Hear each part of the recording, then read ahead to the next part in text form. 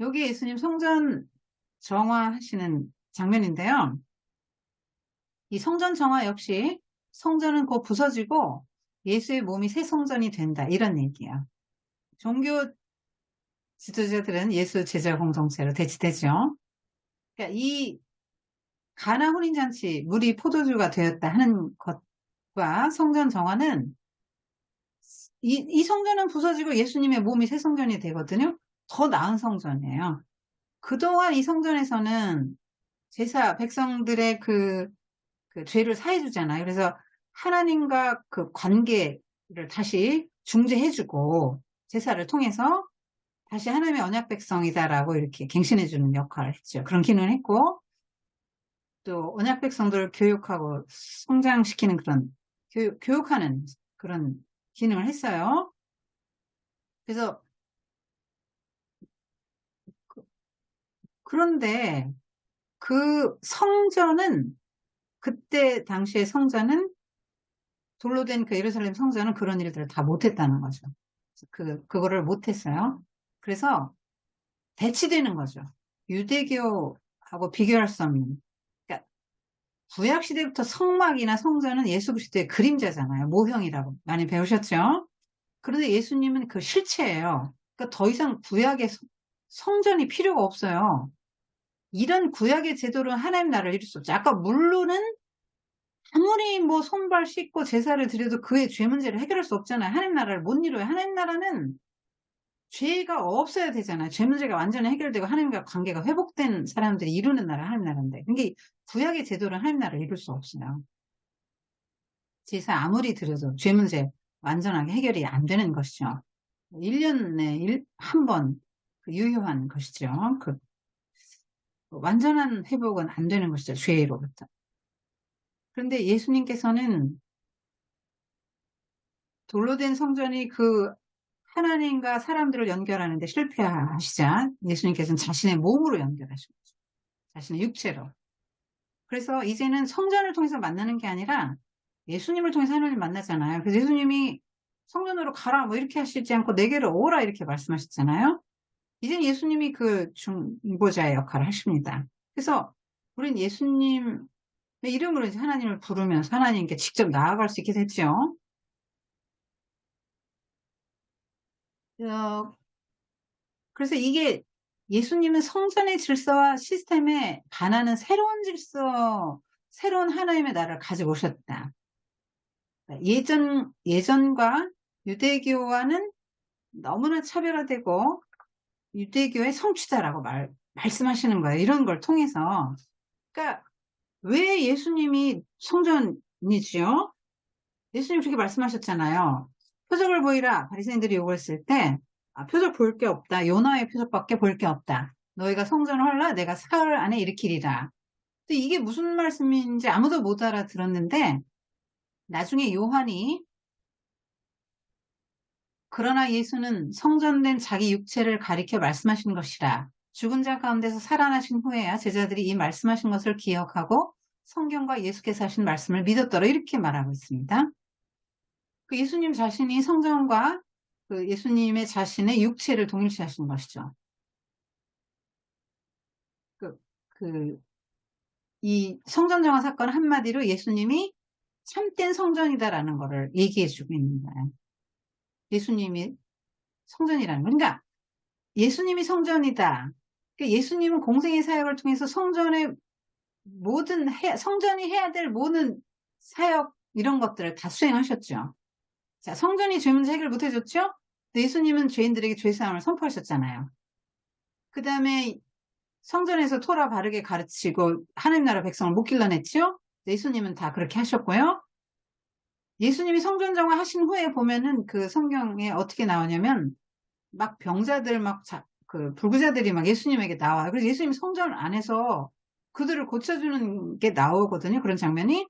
그럼 구약의 율법 하에서는 장애인들이나 그런 사람들은 성전에 못 들어가요. 부정하다고 인식됐기 때문에 못 들어가죠. 오히려 그런 사람들을 더 치유해줘야 되는데 성전이 그런 거잖아요. 그런데 못 들어오게 막았단 말이죠. 율법으로 그렇게 해놨단 말이죠. 만나면 안 될 사람 리스트가 다 있습니다. 성전에 들어오면 안 될 사람 리스트가 다 있어요. 그런데 예수님께서는 그런 사람들 다 끌어안으셨죠. 성전에 들어오게 하셨고, 그들을 다 이렇게 치유하시고, 말씀도 가르치셨는데, 막 백성들이 즐거이 듣더라, 이렇게 나옵니다. 너무너무 예수님이 풀어주시는 성경 말씀이 진리의 말씀이니까 너무 즐겁게 이제 기쁘게 그 말씀을 듣는 그런 은혜로운 장면들이죠. 그러니까 예수님의 몸으로 성전의 기능을 다 하신 거죠. 이방인, 병자, 뭐 소외된 자들, 그 종교 지도자들이 금고 놓은 죄인으로 배척하고 멸시하는 그런 사람들을 다 그 품에 끌어안으시고 성전의 역할을 하셨다는 거죠. 그리고 보면은 요거는 그 10명의 문둥병자인데 이것도 역시 뭐냐면요. 그 10명의 문둥병자를 고치는데 예수님께서 뭐라고 하셨냐면 가서 제사장에게 너희들 몸을 보여라. 율법을 향해 가라는 거죠. 율법에는 뭐라고 돼 있어요? 그러니까 율법은 성전은 제사장은 이런 사람들의 그 나병의 문제를 해결을 못 해줘요. 그냥 너는 나병 단절하고 외부로 추방하는 일을 하죠. 그런 일을 했단 말이에요. 성전이 그런 기능을 했죠. 그리고 너는 나았네 다시 복귀 이런 일은 했어요 제사장들이. 그래서 예수님께서 뭐라고 하셨냐면 이 나병 환자들이 불쌍히 여겨달라 이렇게 했더니 어떻게 그냥 제사장에 가라 이렇게 말씀하시죠. 그럼 제사장에 가서 완치 판정 받고 말하자면 건강진단서 받으면 사회로 복귀할 수 있게 되는 거죠. 그럼 이 사람들은 율법에 따라서 정결 예물을 드립니다. 율법을 그들이 이제 율법을 향해 달려갔죠. 이 9명 유대인들 9명 율법을 향해 달려갔어요. 근데 가다가 다 나왔는데 이 한 명만 사마리안 한 명만 돌아와서 예수님께 하나님을 찬양하며 예수님께 감사를 표현하죠. 그래서 예수님께서 내 믿음이 너를 구원하였다 이렇게 말씀하시죠. 그러니까 육체의 구원에서 영적 구원까지 이르렀죠. 예수님과 그 인격적인 관계 맺음까지 나아갔어요. 그러니까 이게 뭡니까? 하나님 나라 관점에서 보면요. 자, 9명은 자기들이 병 나은 것에 대해서 기뻐하면서 율법으로 달려갔잖아요. 성전으로 달려갔잖아요. 이 사람들은 또 다시 나병 들 수도 있고 이제 죽죠. 구원 못 받아요. 근데 이 사람의 구원은 영원한 구원이 되는 거죠. 근데 이 사람은 왜 왔죠? 예수님이 참 성전이시고 예수님이 참 제사장인 걸 알았기 때문에 온 거죠. 사마리아인인데 이 사람은. 그러니까 이방인들은 구원받을 수 없다라고 이들이 금을 그어놨는데 이 사람만 구원받는 그 놀라운 일이 일어난 거죠. 이 그림이 함의하고 있는 게 그거예요. 예수님이 참된 성전이에요. 죄사함을 줄 수 있고요. 죄로 인해서 병이 온다는 인식들이 있을 때잖아요. 이 사람은 이제 병이 나았어요. 이제 죄사함을 받았어요. 예수님이 선포하시잖아요. 너의 죄를 사함받았다. 너의 믿음이 너의 죄를 사했다. 이렇게 너를 구원했다. 이렇게 말씀하셨잖아요. 그러니까 예수님이 성전의 기능을 수행하시는 거잖아요. 죄사함의 기능. 이 사람을 새롭게 하고 공동체를 회복시키고 다시 정상적인 삶을 살아갈 수 있도록 새 인생을 허락한 거 아닙니까? 새 인생을 예수님 안에서 하나님의 나라로 이 사람 들었죠, 이제는. 성전은 이거 못했잖아요. 그러니까 성전과 너무나도 차별이 되는 거죠. 예수님이 참 성전이라는 메시지를 담고 있어요. 정리를 이렇게 해놨습니다. 그러니까 이 유대인 율법 가지고는 안 된다. 성전 갖고는 안 된다는 거죠. 성전은 이들의 문제를 치유를 못합니다. 그리고 중요한 게 있죠. 어떤 차이가 있는가. 제사로는 온전케 할 수 없다는 거예요. 유대교의 제사는 그림자라는 거예요. 그림자. 그래서 첫째 것을 패하신 거는 둘째 것을 세우려 하시는데 첫째 것을 패하셨어요? 돌로 된 성전 패하셨죠. 그리고 예수 그리스도의 몸을 단번에 들여서 우리가 거룩함을 얻었다. 그리고 또 성경이 말씀하시는 놀라운 것이죠. 자, 이 말씀은 제사 가지고 이제 더 안 돼, 이 말이에요. 왜냐면 불완전하잖아요.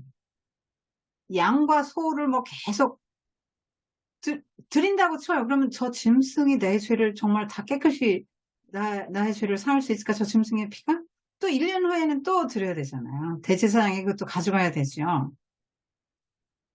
예수님은 그거 이제 필요 없어. 둘째 것, 완전한 것. 그러니까 예수님으로 말미암아 그걸 받는 거죠. 예수님이 우리의 죄를 대속하셨잖아요. 그러니까 너무나 새로운 패러다임이죠. 너무나 다른 거죠. 지금도 우리가 이 유대교의 이 영향 아래 있다면 송아지 가져가야죠. 예수님이 또 다른 점이 뭐, 예수님이 가져오신 하나님의 나라의 다른 점 뭐냐면, 휘장 가운데로 열어놓은 새로운 살 길을 열어주셨다는 거죠. 자, 유대인들은 그 시간과 장소 이런 거를 구별해요. 하나님이 굉장히 거룩하신 분이죠. 구별된다는 말이에요. 어떤 것과 비교할 수 없이 구별되시죠. 하나님은 어떤 사람과도 비교할 수 없죠. 자, 그래서 하나님과 관련된 모든 것은 다 거룩해요. 이들은 시간과 장소를 거룩한 것을 딱 구별하는데요. 가장 거룩한 날, 안식일이죠. 더 거룩한 날은요? 어, 안식년. 더 거룩한 날은, 가장 거룩한 날은 속죄일입니다. 1년 일차. 가장 거룩한 것, 거룩한 곳은 성전인데요. 가장 거룩한 곳은 지성소죠. 자, 그런데 이 휘장이 뭐예요?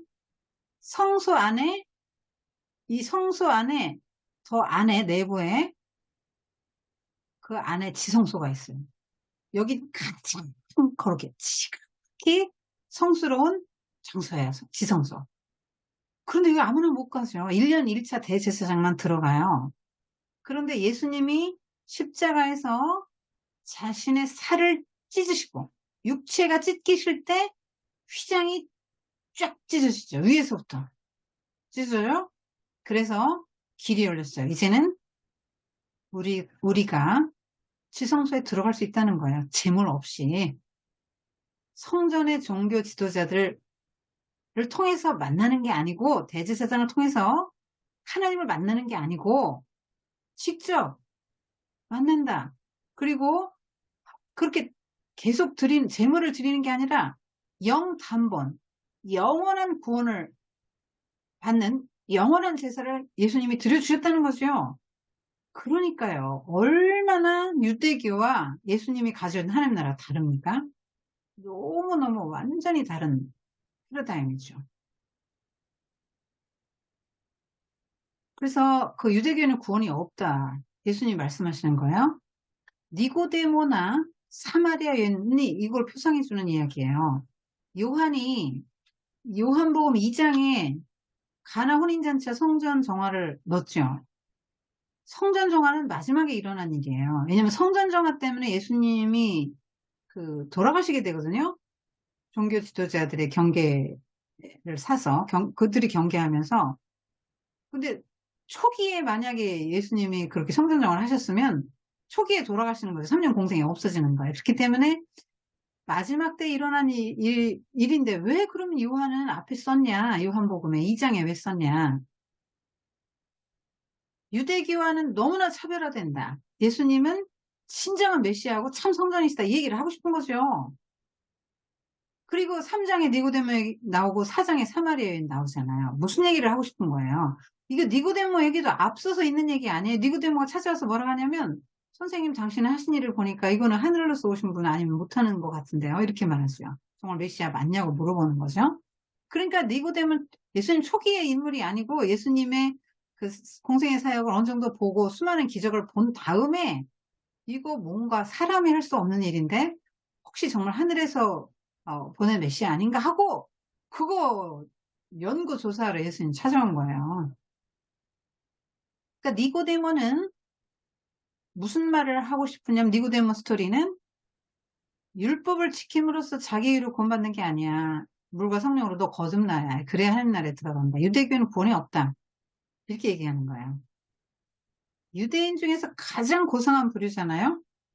이 사람 얼마나 이 소개할 때 뭐 과리새인, 유대인의 관원, 뭐, 유, 그, 뭐 선생이에요. 그러니까 유대인의 선생이라고 예수님 그러셨잖아요. 그게 무슨 말이냐면 손가락 안에 꼽을 수 있는 그 선생이라는 거예요. 신학자입니다. 니고데모. 산헤드린 공회원이잖아요. 공부 어마어마하게 한 사람이죠. 율법 공부. 그런데 그 말하자면 지성인의 최고봉이라고 할까요? 유대교 체계에서 최고의 지성인이고 최고봉이라 할 수 있는 사람인데도 그런 체제, 유대교의 체제 안에 있으면 너는 구원 못 받아. 거기서 네 사고의 프레임을 깨고 하나님의 나라에 들어와야 너는 하나님 나라가 이 땅에 이루어지는 걸 네가 볼 것이고 네가 구원받게 된다는 것이죠. 그 다음에 4장에 나오는 사마리아 여인도 역시 구원을 받잖아요. 니고데모와 사마리아 여인이 구원받고 유대교 체제에서는 이 사람들 구원 못 받고 예수님을 만나서 구원받은 사례예요. 자, 이게 이제 니고데모 그림인데요.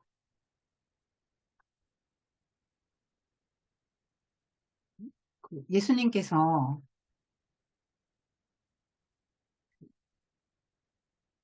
그러니까 물과 사람이 거듭나지 아니하면 하나님 나라를 볼 수 없다 이렇게 말씀하셨고 두 번째로 물과 성령으로 나지 아니하면 하나님 나라에 들어갈 수 없다 이런 말씀을 하셨어요. 그러니까 성령으로 다시 태어나야 된다는 거예요. 자, 태어난다가 뭐죠?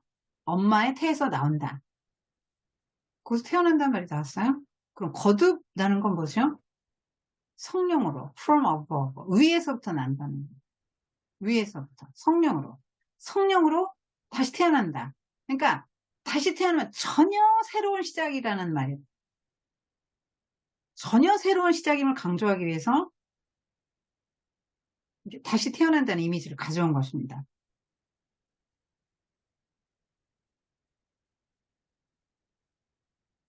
그러니까 성령으로 태어나야 되는데 위로부터 태어나야 되는데 그 위로부터 태어나게 해주는 분이 누구냐는 거죠. 누가 위로부터 오는 힘을 가져왔습니까? 예수님 자신이라는 거예요. 예수님이 어떻게 말씀하셨죠? 자, 위로부터 모세가 광에서 놋뱀을 매달았죠. 근데 놋뱀을 바라본 사람은 다 살았어요. 그것처럼 십자가의 높이 인자가 십자가의 높이 올려져야 될 것이다. 이렇게 말씀하셨죠. 그러니까 정말의 구원의 방도는 모세의 놋뱀을 바라본 것처럼 십자가에 달리신 예수님을 바라볼 때 구원을 받을 수 있어요. 세상의 인본주의적인 종교, 내 힘으로 율법을 지켜서 구원을 받는다. 이런 거 가지고는 구원이 이루어질 수 없다는 거죠. 예수님은 위에서 오신 분이잖아요. 나 하늘에서 왔기 때문에 하늘에 간다. 이렇게 말씀하셨죠? 그러니까 위에서 보내심을 받았기 때문에 예수님 위에서 아래 세상으로 보내를 받았기 때문에 이 아래 세상에서 그분을 위로 올려다볼 때 그분을 올려다볼 때 구원받을 수 있는 거죠. 예, 세상 아래는 구원이 없다. 위에 계신 분, 위에 하나님을 바라볼 때 구원받는다. 예수님은 이 이후에 신적인 그 영광으로 들어가실 때 승귀라고 하죠. 어려운 말로. 자, 그래서 이거 역시 예수님은 유대교를 표상하는 거예요. 대표성을 가진 사람이에요. 니고데모는. 유대교로는 구원받지 못하고 나로 말미암아 구원받을 수 있다. 율법을 잘 지키고 율법을 잘 알고 잘 지키고 그래서 자기 의를 쌓아서 그 의로 들어가는 나라가 아니다.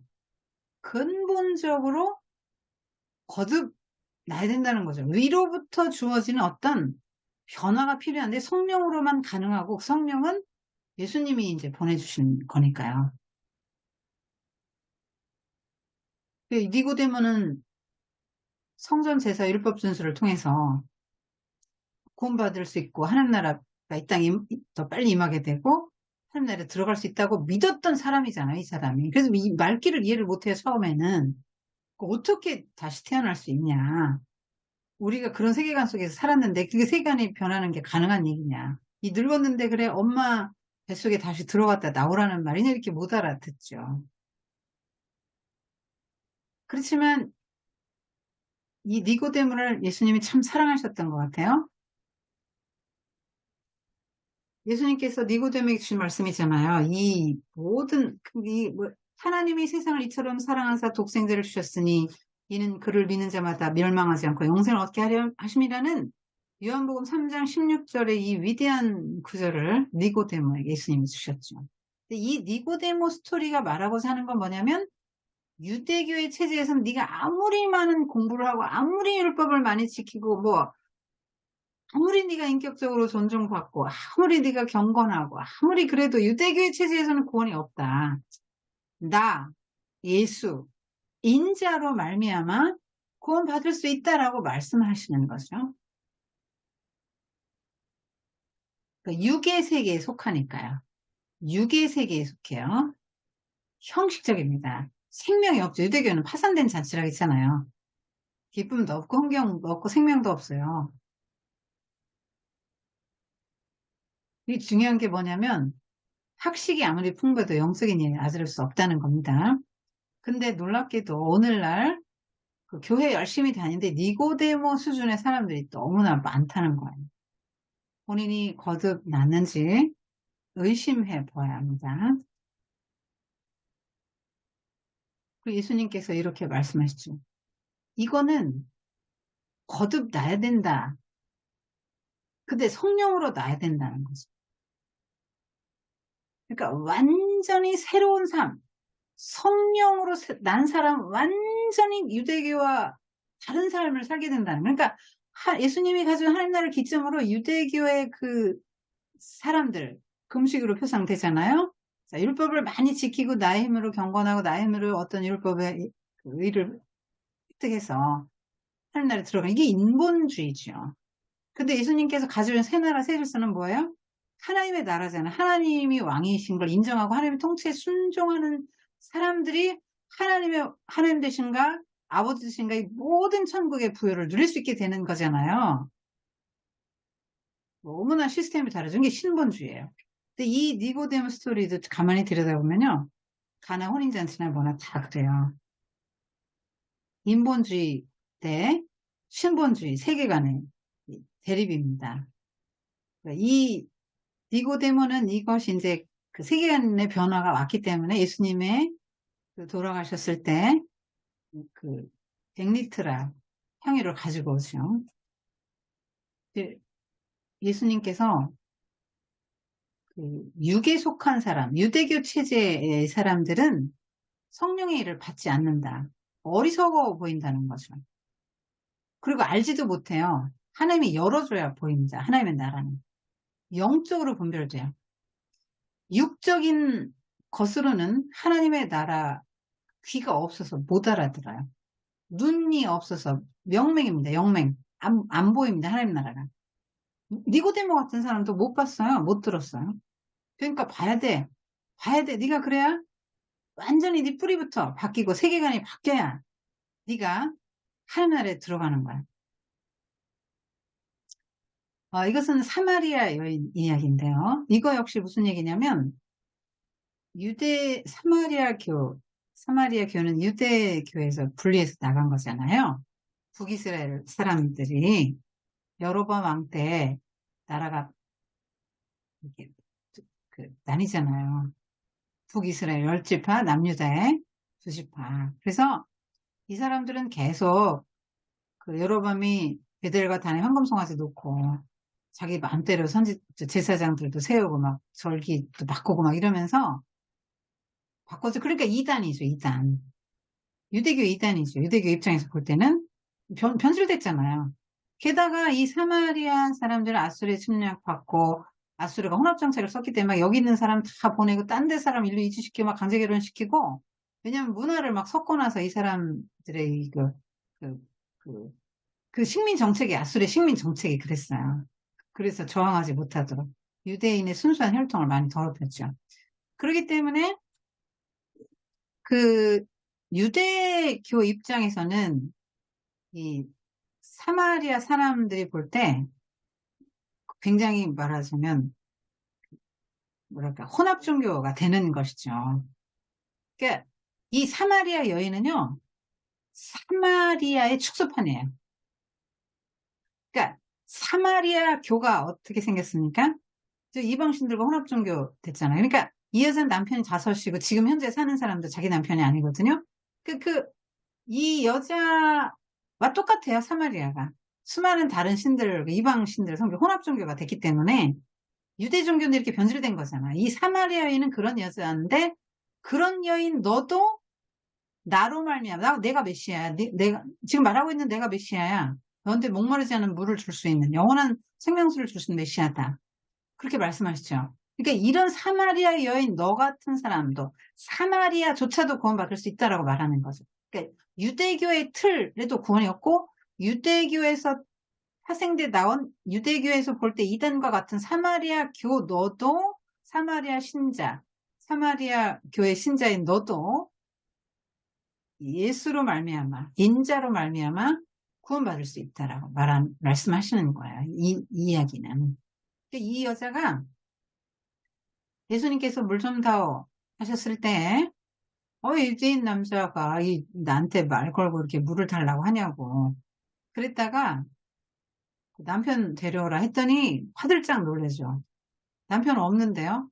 그래, 네 말이 맞다. 전에 남편 다섯이 있었는데, 뭐 이러고 지금 사는 남편도 네 남편은 아니고, 뭐 이러니까 이 여자가 너무 놀란 거죠. 아니, 어떻게 나의 이 모든 과거사를 알지?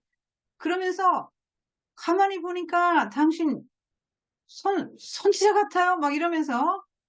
그래서 이제 얼른 화제를 돌립니다. 남편 데려오고 싶지도 않고. 그러니까 데려올 남편도 없지만. 얼른 화제를 돌리죠. 선지자 같으니까. 그래서 예배 어디서 드려야 되냐. 당신들의 유대인들은 예루살렘 성전에서 드려야 된다고 하더라. 근데 우리는 나름대로 그리심산에서 예배 드리고 있지 않냐. 그리고 우리 우물은 우리도 아브라함 자손이고 우리 야곱의 자손이고 야곱이 준 이 우물을 우리 다 먹고 우리 가축도 먹고 여기서 우리가 생명을 얻고 있다. 이 말은 뭐예요? 유대교에서 변질된 그것으로부터 우리가 구원받고 있지 않느냐? 우리가 구원받고 있지 않다. 구원받고 있다. 그러니까 우리 사마리아인들도 아브라함과 이삭과 야곱에게 주시고 야곱이 준 그 우물 또 그리심산 이런 게 있기 때문에 우리도 예배 잘 드리고 하나님 잘 믿고 있지 않느냐 이렇게 말하는 거야. 이 사람들이 뭐 우린 우상 숭배하지? 우린 혼합종교 이렇게 생각한 적 하나도 없어요. 이 사람들은 언제나 자기들이 가장 하나님을 잘 믿는다고 생각하거든요. 그런데 예수님께서는 무슨 말씀을 하십니까? 이 산에서도 말고 저 산에서도 말고 하나님께 예배하는 자, 신령과 진정을 예배할 때가 오는데 영과 진리로 예배하는 자가 영과 진리로 예배하는 자가 이제 구원받는다 이렇게 말씀했죠. 그것이 진정한 예배라고 이제 말씀했죠. 그러니까 성령의 시대, 예수님이 가져오는 성령의 시대에는 성령에 힘입어서 예배를 드리죠. 영으로 예배 드리잖아요. 우리 영혼으로 예배를 드리죠. 근데 유대교의 예배 체제는 육에 속한 거라는 거죠. 그림자예요. 그래서 완성된 실체이신 예수님이 오셨을 때 구원을 받게 되는 거죠. 그래서 이 여자가 우리 야곱의 우물 이렇게 먹었다. 그리고 우리 이렇게 성전도 갖고 있다 하고 말을 할 때 표정이 좀 많이 달라졌죠?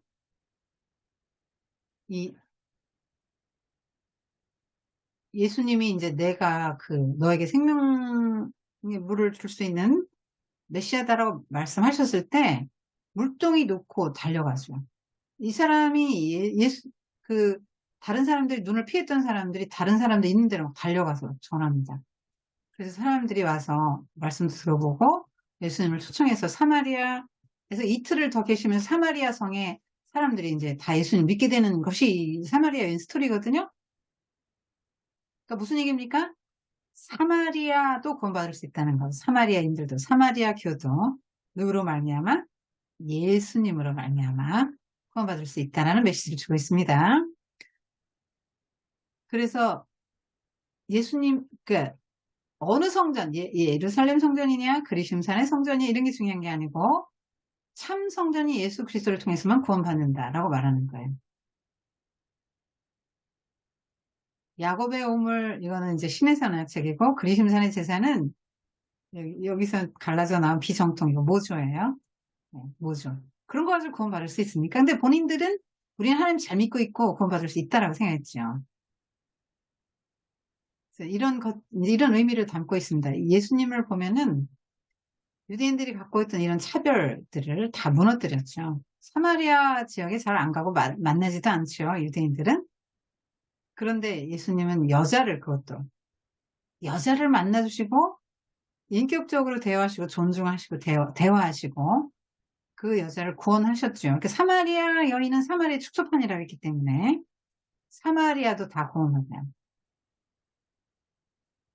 38년 된 병자도 치유하셨죠. 성전은 뭐예요? 베데스다 연못가에 이 솔로몬 행각이 있는데 베데스다라는 연못가에 이 성전 안에서 이 사람 못 고치고 있잖아요. 성전 안에서 못 고치는데 예수님이 고쳐준 거예요. 성전은 못 고쳐요. 이 사람들에겐 뭐만 있냐면 정죄와 비판만 있죠. 아니 안식일에 자리를 들고 걸어가다니 너는 율법을 어겼다. 도대체 누가 너에게 그런 일을 하게 했느냐? 이렇게 하죠. 그래서 예수님을 정죄하죠. 예수님. 이 38년 된 병사는 이스라엘을 표상하는데요. 율법에 얽매여서 자유롭지 못하고 안식이 없는 걸 말해줘요. 안식일법을 이 사람들이 39개 조항으로 늘렸거든요. 이거 다 외우기도 힘들고 지키기도 힘들어요. 그러니까 이거를 막 다 외우고 안식일에는 뭐 뭘 물건을 들고 얼마를 걸으면 이건 안식일을 어기는 것이야. 뭐 이런 식으로 다 39개 조항을 디테일하게 하는데 이걸 다 지키려니까 안식이 없지요. 율법에 얽매여서. 그래서 예수님 찾아가시잖아요. 죄인을 찾아가시고 병자를 찾아가시고 안식 없는 자에게 안식을 주죠. 왜냐면 안식일의 주인이니까. 치유가 뭡니까? 구원이죠. 구원받게 해주시는 거죠. 자, 축사도 굉장히 중요한 의미를 갖고 있는데요. 하나님의 나라는 귀신을 내쫓는 거라 그랬죠. 이 어린아이잖아요. 막 이 입에 거품을 불고 소리 지르고 막 경련을 일으키고 막 이러잖아요.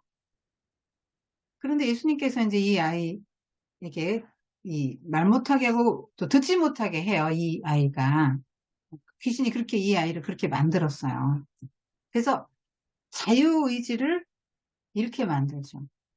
그래서 이게 마귀에게 지배를 받는 상태.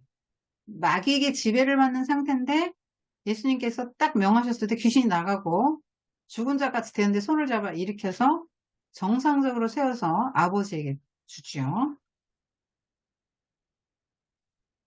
그러니까 예수님은 더 강한 자죠. 사탄보다 더 강한 자고 예수님 뭐 하러 오셨어요? 마귀를 멸하러 오셨습니다.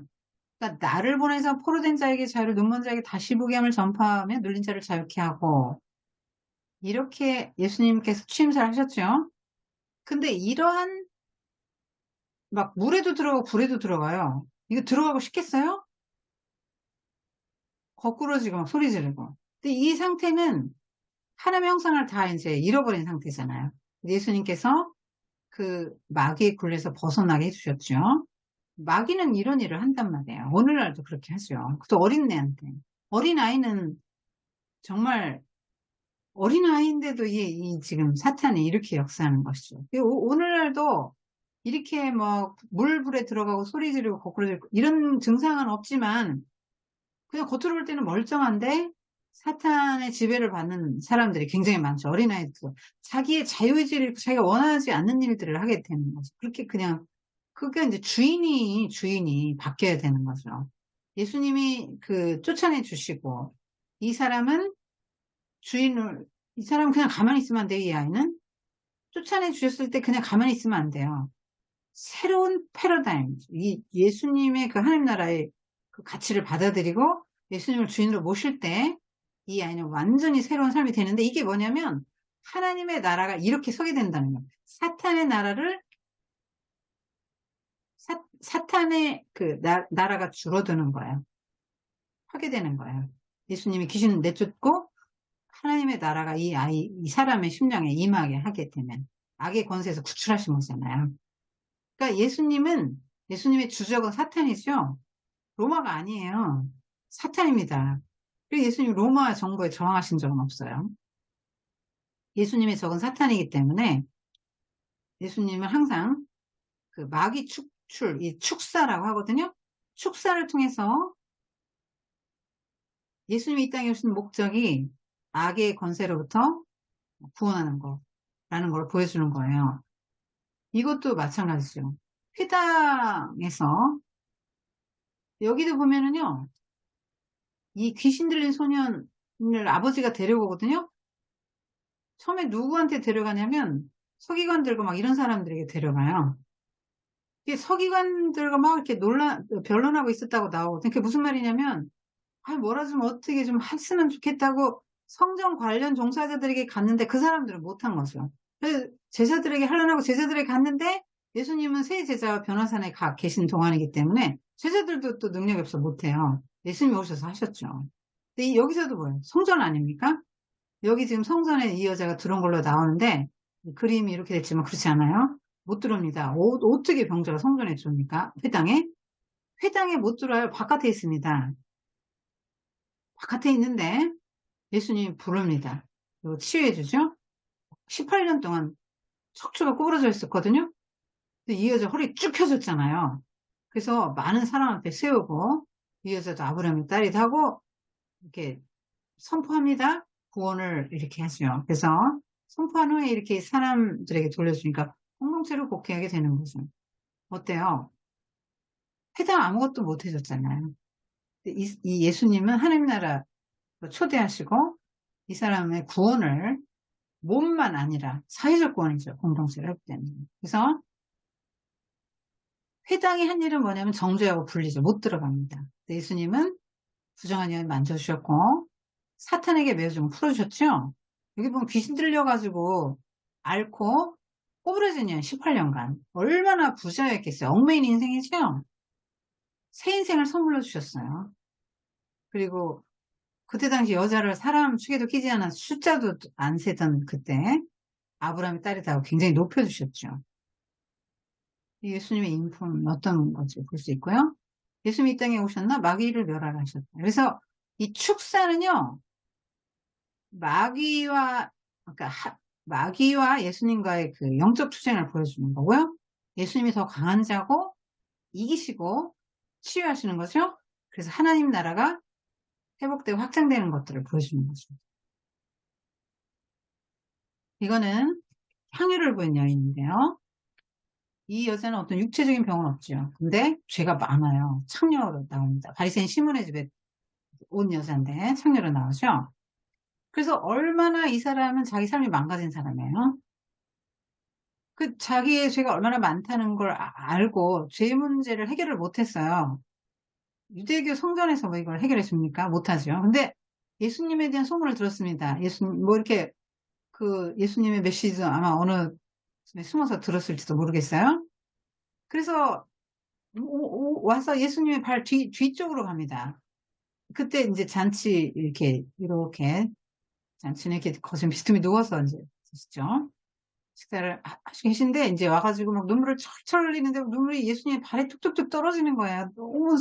너무 자신의 죄를 애통해하는 마음이 있으니까 이 죄 문제를 해결할 길은 없고 너무 괴로운 것으로부터 정신적인 괴로움과 영적인 괴로움으로부터 치유를 말하는 거예요. 이 사람 육신의 병은 없죠. 그래서 눈물을 철철 흘리는데 너무 죄송하잖아요. 이 눈물을 어떻게 해결할 길이 없는데 자신의 이제 머리털로 이제 닦는 거죠. 그리고 발에 입 맞추었습니다. 그리고 그 값비싼 향유를 붓습니다. 근데 이 시몬이 그러죠. 이 예수가 선지자인 줄 알았는데, 만약에 선지자 같으면 이 여자 어떤 부류의 사람인지 알 텐데, 그리고 무시합니다. 그 예수님이 누구십니까? 다 아시죠? 시몬아, 해줄 말이 있는데, 자, 체주가 있었는데 두 사람이 빚졌어. 근데 둘 다 빚을 갚을 처지가 못 돼. 그래서 체주가 탕감해줬거든? 한 사람 500데나리온, 한 사람 50데나리온 빚졌어. 둘 다 탕감받은데 누가 더 사랑하겠니? 그러니까 그야 뭐 더 많이 탕감받은 사람이겠죠. 그래, 맞다. 이 여자는 사랑함이 많다. 이렇게 말씀하시죠? 너는 나한테 발치들 물도 안 주고, 입 맞추지도 않았지? 머리에 기름 한 방울, 그 흔한 감남류 한 방울도 안 부어줬지? 이 여자는 향유를 내 발에 부었고, 눈물로 내 발을 씻었고, 내 발에 입 맞추기를 그치지 않았다. 이렇게 말씀하시죠. 그래서, 내 믿음이 너를 구원하였으니, 그만이 가라. 이렇게 말씀하세요. 이건 뭐예요? 예수님은 주의를 사하실 수 있는 사람들을 구원하신다는 얘기를 보여주는 거죠. 유대교는 정죄와 비판을 하죠. 바리새인 시몬은 유대교의 표상의 대표성을 가진 사람이죠. 하나님의 나라는 차별이 없어요. 주인을 수용합니다. 그래서 새 삶을 선물로 받는데요. 하나님 나라에 들어간 사람은 이런 마음을 갖고 사니까요. 너무나 기쁘고 감격스럽죠. 예수님을 사랑하지 않을 수 없죠. 그럼 그 이후에 어떤 삶을 살았을까요?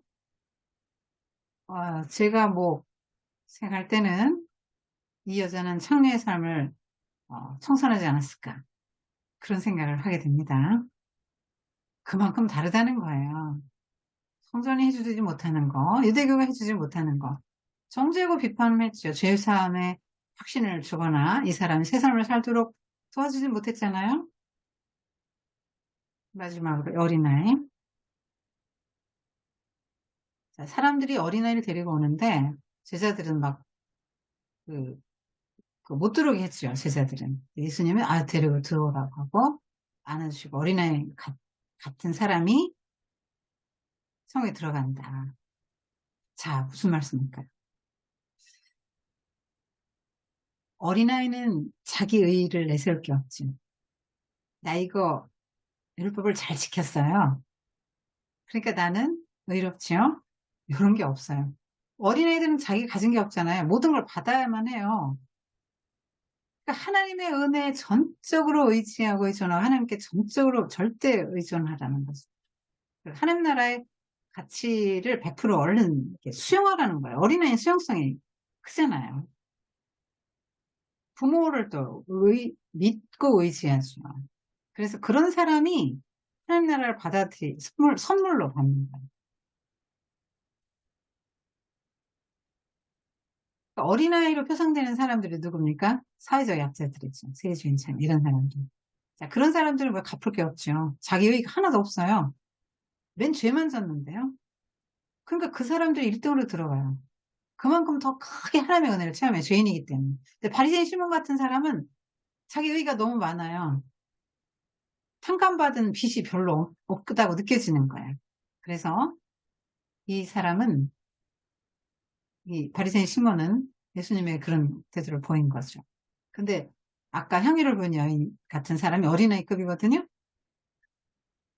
받아들이죠. 새 삶을 살게 되는 것입니다. 그 연약함과 무력함. 하나님 나라가 이루어지는 방식이 이거예요.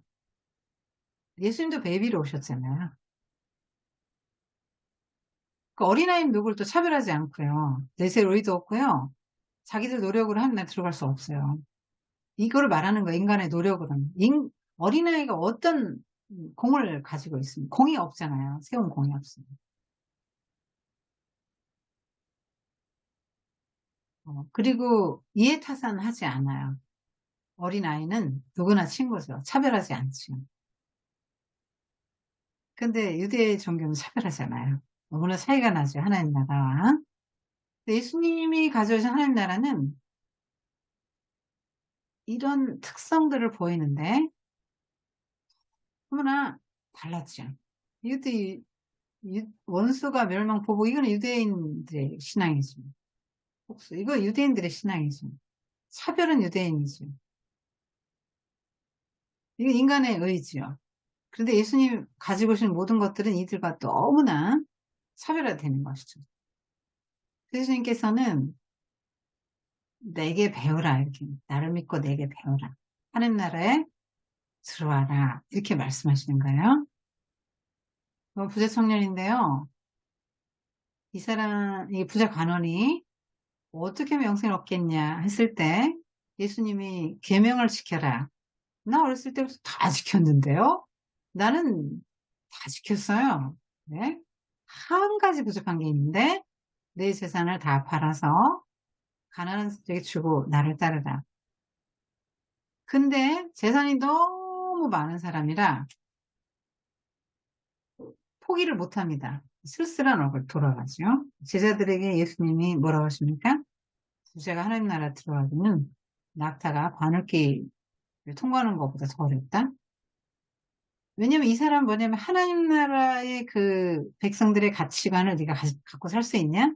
그런 대가를 지불할 용의가 있냐? 하나님의 나라는 네 모든 재산을 주고라도 들어올 만한 가치가 있는 곳인데 네가 하나님 나라 백성이 되려면 그 돈, 명예, 특권 이런 걸로 상징되는 걸 포기하고 또 그 사회적 약자들, 그러니까 너희들이 금고는 부류의 사람들을 가까이 할 때, 친족 공동체로 받아들이고 함께 할 때, 너는 하나님 나라의 백성이 될 수 있다라고 말하는데, 난 싫어요. 이렇게 말하는 거죠. 포기할 수 없는 거죠. 현실적인 것이. 그러니까, 현실에서 잘 살고 싶은 거죠. 대가 지불을 거절한 사람이죠. 그래서 그 조지 엘든 레드라는 풀러 신학대학원의 신학 교수가 하나님의 나라는 현재적이고 미래적이다 이렇게 말했는데 유대인들은 이게 분리된 거라고 생각했죠. 예시대가 딱 끝나고 새 시대가 온다 했는데 예수님 복음 안에서 예수님 뭐라고 주시냐면 하나님 나라가 예수님의 초림과 동시에 왔다는 거죠. 하나님 나라가 이미 와서 사람들 눈에 안 들이는데 이 눈에 보이는 사람들이 이 하나님의 나라가 들어왔다는 게 눈에 보이는 사람 여기 들어온다는 거예요. 이 사람들 중으로 들어와요. 그래서 더 이상 이런 지배를 받지 않고 성령의 지배를 받고 살아야 되는 거죠. 그래서 이런 것들이 다 하나님의 나라 현재성을 말해주는 거예요. 지금 현재 들었잖아요. 예수님께서 너는 지금은 현실에서 이렇게 살 수밖에 없지. 그때 하나님 나라가 오면 나중에 하나님 나라에서는 완전해진다. 이렇게 말씀하지 않으셨죠? 지금 같이 먹었고, 지금 재산 받았다고 선포하셨고, 지금 귀신 쫓아내줬고, 지금 치유하셨잖아요. 그러니까 하나님 나라 현재성이 있고, 또 종말의 그 나라에는 지금 현재 부분적으로 나타난 구원이 완전히 일어나게 되기 때문에 미래성도 있어요. 밭을 갈다가 보화를 발견했으면 어떻게 해요? 달려가서 모든 걸 동원해서 사지요. 하나님의 나라가 보화 같다는 거죠. 값진 보화예요. 그래서 사람들은 놀리겠죠. 그까짓 거 밭 한 떼기 그거 사가지고 먹고 살겠냐? 뭐 별 얘기를 다 했겠죠. 그런데 하나님의 나라 가치를 알아보는 사람은 이렇게 사요. 아까 부자 청년은 몰라봤죠? 진주 장사가 있는데요. 진주를 구하는 사람은 좋은 진주를 만나면 사요. 자기 전 재산을 들여 섭니다. 그리고 진주를 소유한 기쁨으로 충만하죠. 아까 부화를 소유한 기쁨으로 충만했던 거죠. 자, 이런 치유도 즉시 일어난 거고 이 땅에서부터 보게 됐잖아요. 그리고 그날에는 더 완전하죠. 이 사람들은 영적 통찰력이 있었던 사람들이에요. 진주장사, 부화를 보고 산 사람은 하나님 나라가 눈에 들어온 거죠. 이 사람들도 다윗의 자손 예수여 하고 구해달라고 하죠. 뭡니까? 하나님의 나라의 현재성과 이 사람들은 이거 그러니까 지금 구원받아 이 사람들. 지금 구원 받는데 미래엔 더 완전한 구원이 임하는데 다윗의 자손 예수여 우리를 불쌍히 여기소서 하고 외쳤기 때문에 예수님이 누군지를 알아보는 통찰력 있는 사람이 됩니다. 진주장사나 진주를 산 상인이나 밭의 보화를 발견한 사람도 하나님 나라의 가치를 알아봤지. 근데 그 사람은 몰라본 거예요. 부자관원은. 그래서 그 예수님, 이 세상과 하나님 나라가 겹쳐 있고 예수님 소림과 동시에 예수님 하나님의 나라 시작됐고 재림 때 완성이 되어 지금 맛보기예요. 요 사이를 종말이라고 하는데요. 우리 지금 이 시대를 살아가고 있는 거죠. 자, 예수님, 그러니까 죽으면 천당이라고 생각하면 안 되지. 하나님의 나라 지금 이 땅에서도 시작되는데요. 천국도 지옥도 이 땅에서도 경험되는 거예요. 하나님 나라도 이 땅에서도 경험되고요. 지옥도 이 땅에서도 경험되는 거예요. 이 땅에서부터.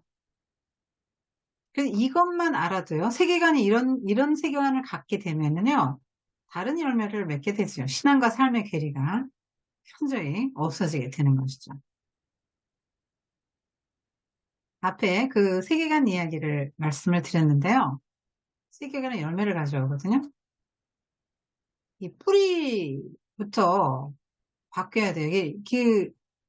예수님이 주장하신 것들이 굉장히 혁명적이잖아요. 레디컬하죠. 그 레디컬은 뭐냐면 급진적이다. 혹은 근원적이다. 그런 뜻을 갖고 있어요. 라틴어 어원이 이제 뿌리라는 뜻인데요. 자, 뿌리가 바뀌어야죠. 자, 열매가 다 형편없는 열매들이 열렸다 했을 때 열매를 딱 따고 다른 열매를 갖다 붙여놓는다고 해서 이게 온전한 건 아니잖아요. 그러니까 내가 어떤 세계관을 이렇게 뿌리가 그렇기 때문에 이거는 소용없어요. 열매 딱 따고 새 열매를 갖다 붙여놔도 소용없어요. 이건 뭐냐면 행동 양식들이거든요. 그러니까 자녀 양육에서도 행동을 바꾸려고 그러면 안 되죠. 우리는 행동을 자꾸 수정하려고 하잖아요. 근데 뿌리가 뭐냐? 이 아이는 왜 이 생각을, 이 행동을 하지? 하고 이게 사람을 살펴야 돼요. 그래서 뿌리부터 바뀌는 근원적인 일들이 생겨야 되는 것이죠. 그러니까 뭔가 예수님이 하나님 나라를 갖고 온 이후부터 무언가는 근원적으로 뿌리부터 변화되는 다른 일들이 생겼다. 그런 역사들이 일어났다라고 말하고 있는 거죠. 긴 시간 고생하셨는데요. 예수님이 안 오셨다면 우리가 하나님의 나라에 대해서 몰랐겠죠. 하늘에서 오신 분이고 하나님 나라를 가지고 오신 분이니까 그분의 인격과 삶과 사명 안에서 하나님의 나라는 이와 같다.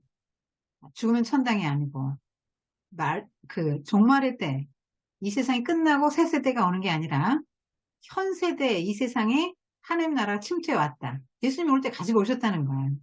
그래서 사람들을 많이 치유해 주셨는데 모든 사람을 다 치유해 주시고 모든 사람의 기준을 추천해 주시고 이런 건 아니잖아요. 맛보기로 보여주신 거죠. 지금은 부분적으로 현재적으로 오지만 예수님이 다시 오실 때는 완전하게 임하는 것이죠. 그 구원이 영원히 그 하나님과의 그 복을 누리게 되는 그런 세상이 온다고, 그 세상이 지금 이미 들어왔다고 예수님께서 말씀하시는 것입니다. 그래서 오늘 말씀드린 거는 유대교와 하나님 나라 얼마나 차별화되는지, 예수님은 정말 메시아시고 참 성전이시고 유대교를 능가하고 성취하고 대치하는 분이라는 그런 말씀을 드렸습니다. 여기까지 하겠습니다.